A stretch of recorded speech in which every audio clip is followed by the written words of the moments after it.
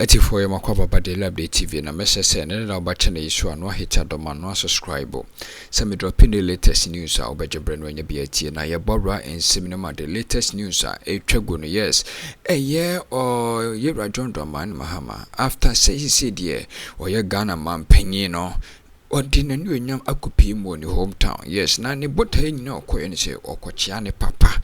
Yes, okochiane papa na ebra okodu hono etiefo ode ensemble bre atudwa mepese yeburu mo ho na yira John man Mahama so ebra okupi mo damongo Japa Palace hono nsemo de tudwa yentie bi ye ba de ka ho bia no me so me de amunsen bebremo. Speak a little English. I just briefly said that I am home. This is where I was born in Damango many years ago, and I have come back home to greet my father and present the victory that I have earned to him. I know that it is with his prayers that we've achieved this success. From the day that I sent a delegation led by our party chairman to come and see him and to inform him that I had been selected by my party to be the flag bearer for the 2024 elections, I know that my father has not slept. He has roamed the length and breadth of this country. He has prayed to our ancestors. He has seen his fellow chiefs and told them his son is standing for the election and he's canvassed their support for me. And so today that we have got the victory, it is only appropriate that I bring the victory and put it in his hands so that he will hold it and continue to stand behind me.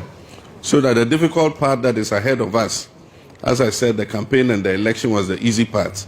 Now the difficult part is handling this country and making it peaceful and prosperous for not only the Gonja Kingdom but for the whole of Ghana. And so I have appealed that him and our chiefs and our imams should not stop praying. They should continue praying. This is now we need the prayers even the most so that we can look after Ghana. We all know our economy is in crisis. There's hardship in the land so that we can work hard to turn our fortunes around and create prosperity and dignity for all Ghana's people. My father advised me that I cannot handle the country alone. I have to select people to support me in administering the country. And so I should choose people who are who have a good heart and who have the interest of Ghanaians at heart. And I said that it is impossible to open the head of a human being and see what the person is thinking, or to look into a person's heart to know what their emotions are. And so I pray that God gives me the sense of wisdom and to be able to choose the right people to join me, to be able to create economic prosperity for the people of Ghana. And so I thank you very much. Today is a happy day, not only for Jira, my father, and our chiefs and imams and the people of Gonjaland. It is a happy day for the whole of Ghana. This electoral success is a win for all of Ghana, not only myself. Even our opponents who participated in the election are winners because all of us have been able to do the election successfully, and we pray that God will make our nation great and strong. Thank you very much. TV program. Yes. When all this was happening. Yes. When you heard it first, what came to mind? You see, I have personally not trusted, I've never trusted this crop of EC officials. I've always, for some strange reason, felt that in this election they have taken sides. And I'll tell you something. My view is that, see, from 1992, no president has made the attempt at removing the chairperson of the electoral commission before. Okay? No president. So when Akufo-Addo, in that unprecedented form, removed Madame Charlotte Osei For me, I knew it was going to set a bad precedent. 2, the people who subsequently took over, the people who were subsequently appointed, Jen Mensah, Bosmina Saris, Kotete, and others, knowing the bizarre circumstance under which Charlotte was removed, they felt that the constitutional security of tenure was not enough. Hello? Yes, I'm listening to you. They felt that the constitutional security of tenure was not enough. Okay. And that their stay was now coterminous with that of the stay of the MPP. So you notice that in a very extraordinary situation, Madam Mensah voted in the 2024 election. I hope you are aware. Yes. Good. Have you seen Dr. Fajan ever discuss voting for the time he stayed at the commission until he went on retirement? It's a perception. What it means is that in the 2024 election, Madam Mensah had a choice. Now, if you're the referee, you have a choice. Would you referee it well? No, Senator, I'm asking you. Would you referee it well? You're saying she did not have a choice? No, she had a choice. Okay. Once she voted, it means that of the presidential candidates, she had a choice. Yes.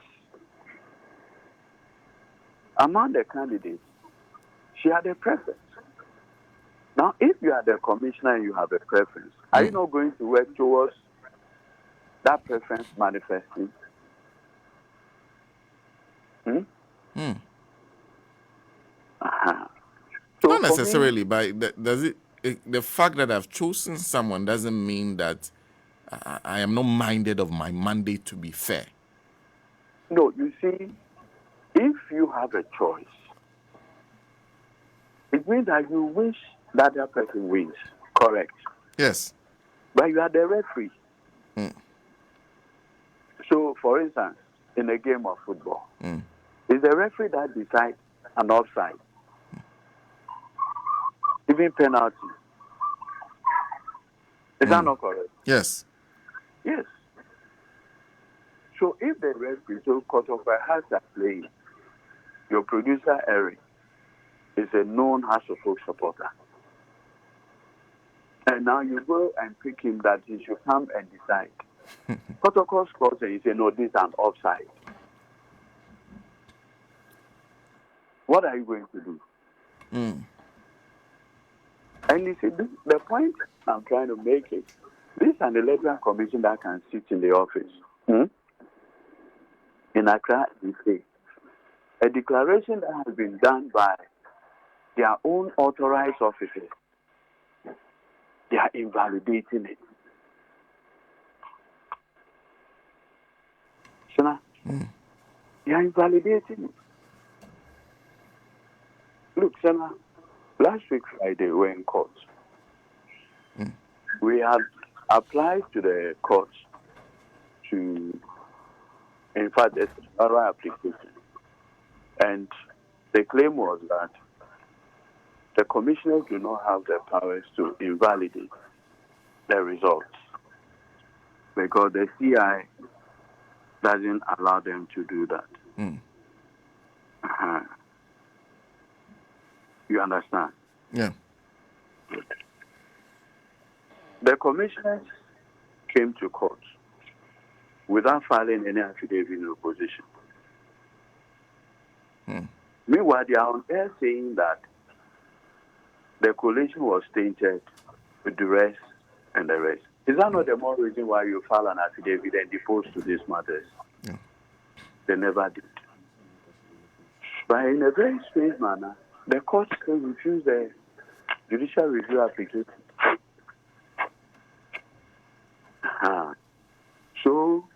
As far as I'm concerned, these things underscore a particular thing. But the long and short of it all is we have mounted different actions in the various courts. And we'll make sure we protect this seat.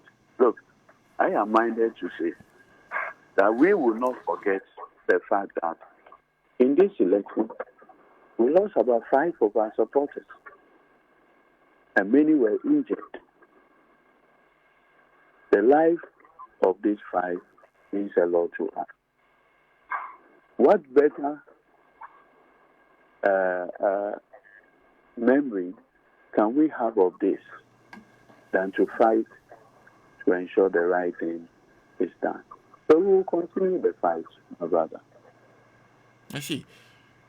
This time around, are you the actions are they against the recollation?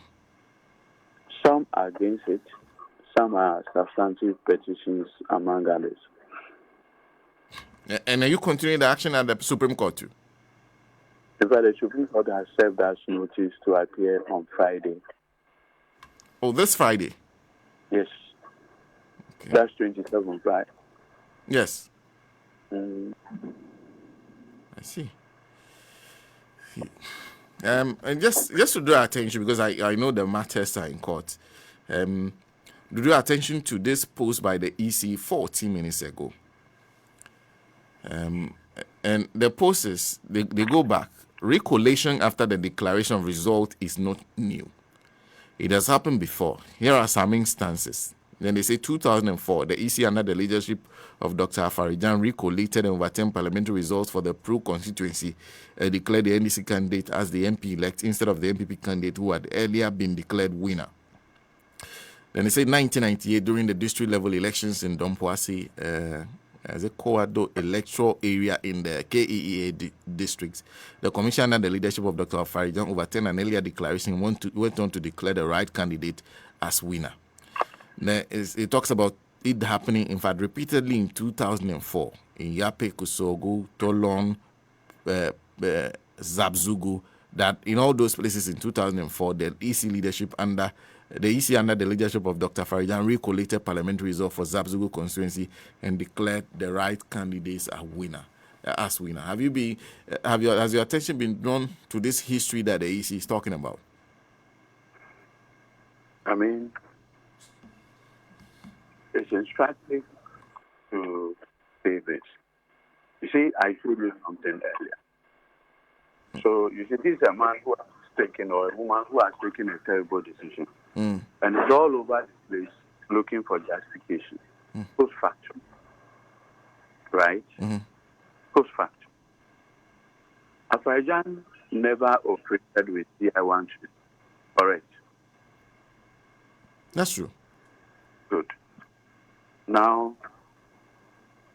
in the face of what Jay said, this is a letter from the same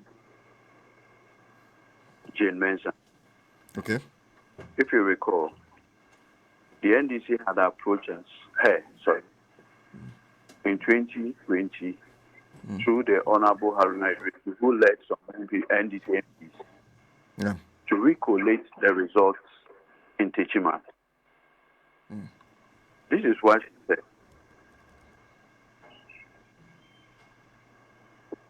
Hello. Yes, I'm listening to you. She said this. Persons to see I want. No, you let me read paragraph 8. Recollation can be done at all levels when requested before declaration of results. However, once election results have been declared, a dissatisfied person cannot request for recollation or recount of the results. This Madam Jemenza, what has she? A bunch of duplicitous individuals who have no fear of God in them.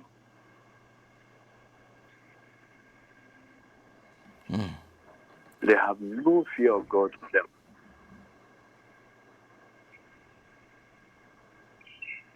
Who wrote this statement? It was Madam Jemenza. It is time that has exposed them.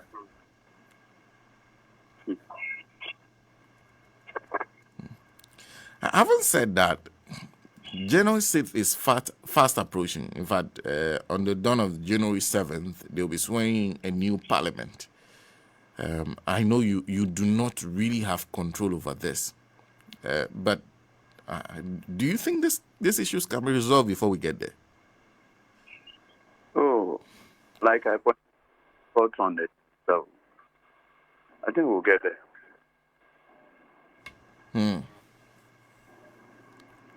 Okay. Midamasi so se mo je brani bi odali update TV ni so.